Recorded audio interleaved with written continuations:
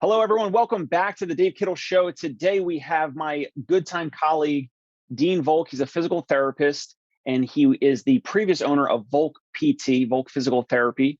We're going to hear all about the process and the transition of his two-location practice that he had exited and sold. We're going to hear all about that and a little bit more as to what he's up to now, which is he's doing international and virtual consulting for Sciatica Relief Now, and also doing some physical therapy business coaching.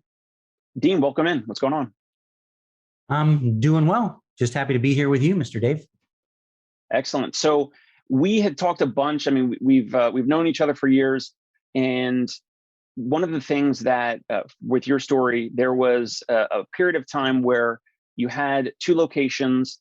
I definitely want to hit on the backstory first in terms of before even COVID and before your first offer in that whole transition of selling your practice.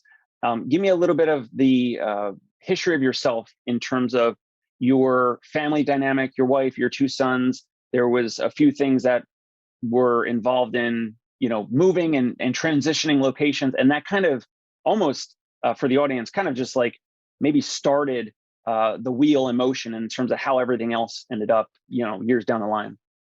Absolutely. Well, married to the most incredible woman in the world with two sons who are 2 years apart. Currently, they are 29 and 27. And I had two clinics at the time in the Charlotte, North Carolina area. One that I started in 2006 and the second one in 2011 or 12 in the neighboring town. And I had just thought, all right, we're going to be growing these clinics, possibly get a couple more in the Charlotte area, live happily ever after, and retire in Charlotte. But as it turned out, after son number one went to college at Charleston, son number two, we thought would be going up the road to UNC Charlotte, which was literally 10 minutes from my home and a heck of a lot cheaper than the College of Charleston. And when he decided in the winter of his senior year that he too wanted to go to College of Charleston, I had to scramble because there was no way I was going to be paying $100,000 a year for college between the two boys, or at least taking out $100,000 a year in loans, because I had told them that I would take care of their undergraduate work for them. So when I found out that for the College of Charleston, that all you have to do is have residency in the state and you can get in-state tuition immediately, it didn't have to be a year's wait. I looked at my wife and I said, all right, we've got a choice to make. She goes, what's that? I said, we can get a tiny little apartment right across the border of Charlotte, because South Carolina is literally, Charlotte borders South Carolina.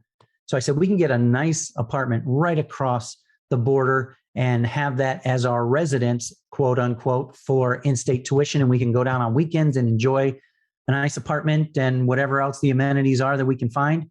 Or we can get a tiny little apartment in Charleston where it's much more expensive and it's a much further distance. But because you have done so much for our boys, and she actually homeschooled our boys all the way through high school, I said, I'm giving you the choice. Do you want to move to Charleston, or do you want to just get a tiny little apartment? And she said, if you're giving me the choice, I would prefer Charleston, which I gulped and went, all right, we're going to have to figure out how I'm going to be running my two clinics and living in Charleston at the same time. So that was back in 2015, I believe, 2015 or 2016 that my second son went. But because of that, we were able to save $50,000 a year in school tuition. And it was something that financially just made sense. And as we embarked on this, I would drive back and forth, which was a 3.5-hour drive. I would leave Sunday morning at 3 a.m. to get to the clinics. And we still had our house in Charlotte. And I would come back Friday late night. And I did that for about a year and a half. We were able to rent out a couple of my bedrooms in my home. So I basically was locked in my master bedroom when I was home during the week, let everybody else have run of the house. And that's how we lived for a few years until after our boys graduated. And we realized we really liked Charleston a lot more than Charlotte, which led me to go, all right, I can't keep doing this. And I've had a couple times, there were 2 to 3 times during the 7 years that I was doing this, that I was able to find full staff, great leaders for my clinic so that I didn't have to come back every week. I would come back once a month just to check in. I would hold weekly meetings through Zoom just to make sure everything was running smoothly. But it was never sustainable because big box PT companies would come in and take my managers for significantly higher salary, and I would be stuck doing this again and again. After our boys graduated college and wanted to move on with life, my wife and I realized we really want to move back out west. We had met and got married and spent 20 years in Phoenix before we moved out to the East Coast. And we always had vacationed in Southern California and loved it and thought one day we would wind up in Southern California. So that's the backstory. How much more would you like me to give, and what would you like me to go into now? So let's fast forward to late 2019 is when you were approached by a practice owner.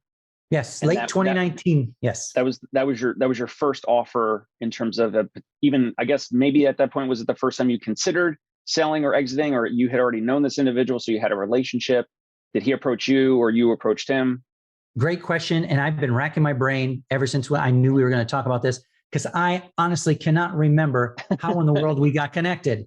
But I knew, all right, it is time for me to sell this clinic, because at the time I was actually doing a cash practice in Charleston while this was all going on. So I was either treating on Saturdays or during the week when I had coverage at my office. So that practice was growing, and I realized I can do a lot better just a cash practice than my in-network practices for me personally. And it was a much less stress because I can control myself. I can't control everybody in my clinics. So when this gentleman approached, and I forgot how we got hooked up, I knew I was wanting to sell. And he made an offer at the end of 2019, right before COVID struck. And it was probably the lowest offer that I would have potentially accepted, but I did accept because I thought, you know what, this will get me out of debt. This will put some money in my pocket. I can do what I want, but it wasn't an offer that I was happy about. But I just looked at my wife. I said, you know what, let's just get this elephant off our back so that we can move forward with what we want. So that was November or December of 2019. We were set to close on April 1st, which turns out to be a joke on me, because 2 to 3 weeks before closing date, he called me to say that due to COVID and due to the decrease in the stock market and decrease in his portfolio, the bank is now refusing to give him the loan for my business. And could we delay it for a few months? And I swallowed big and I said, I can delay it, but if I get something better in the works, he actually said, can we delay it for a year? And I said, well, if I get something better in the works, I'm going to take it, because I'm not just going to sit around. And being COVID, there was so much uncertainty. Nobody knew what was going on. Right. So I actually got in touch with a broker and just said, hey, this is what I'm looking at. And he said, I'd be happy to take you on. I charge 10%, but I guarantee you that offer that you got was not enough. And I said, that's fine. And actually, I didn't care. I just wanted this off my chest. So a group, Cora Physical Therapy, big on the East Coast, along with another company that I cannot remember the name of, except it had blue in their name. Both came with offers for full price that the broker put, which was double what I was originally going to get on that April 1st close date. So I signed on the dotted line immediately when Cora said that they would take it for double. And that was in late May, I believe it was mid-June of 2020 that we signed, with a potential closing date of September 2020. And I said, if we can make it faster, the faster you can do this, the better I'll be. So it wound up closing November 13th of 2020 for nearly double what I had agreed to earlier in the year. Paying 10% to the broker was no skin off my teeth, because I wound up much better off. And I actually sold it without getting legal counsel. I have a brother-in-law who had practiced law, so it was sort of my feedback person when I would find something that didn't look right in the contracts and everything. And so I was actually the gentleman's first non-legally represented physical therapy owner who sold a practice. So that is the story of my sale. And not necessarily advisable. I mean, not everyone has a close family member that's an attorney, and you maybe felt a little bit more comfortable about the whole dynamic. So it's not necessarily for everyone to do that. And Definitely we're not. obviously not advising that, right? But I mean, Not advice. No. everyone can take, whatever amount of risk that they're able to, take on. And if they needed more assistance and help, then they would, either retain a lawyer or have a firm or someone represent them. But in your case, you felt comfortable enough with your family member to do so and help. Um, and so your broker didn't give you any flack or issue for that. Like he said, even though you were the broker's first client, to not have an attorney represent them, he was okay or comfortable enough to continue the process. He was comfortable enough, but he did say, Dean, he goes, I strongly recommend it. But if he goes, obviously, I can't tell you what to do. Sure. So if you feel comfortable doing this, he goes, I don't have a problem with you going through it, but just realize there is a risk. You're not going to be legally represented like the other side is, and their legal representation is not going to help you. They are going to be all out for themselves. And I said, no problem. If I run into an issue, I have no problem getting a lawyer. But for right now, my brother-in-law, who practiced law years previously, I said, I'm happy with him looking it over. And I actually found 2 or 3 different glitches in the contract that they had for me that my brother-in-law actually had overlooked. He just said, wow, you caught those things and I didn't even see them. He said, yes, you're actually absolutely right. What you are saying is the right interpretation. What they're telling you is wrong. So do not allow them to bully you. But I kind of had fun with it because I didn't mind. I didn't have anything. Well, I did have a lot to lose, but I also knew the company was wanting to move into Charlotte, North Carolina, and they weren't going to give up 2 clinics very easily. So you had some leverage there. I had a little bit of leverage from my perspective, and could have been my naive perspective, but yes, I felt I had leverage, and I thought, hey, you know what? This is what they said. I'm going to hold them to it, and let's get it going. So, got it. Okay.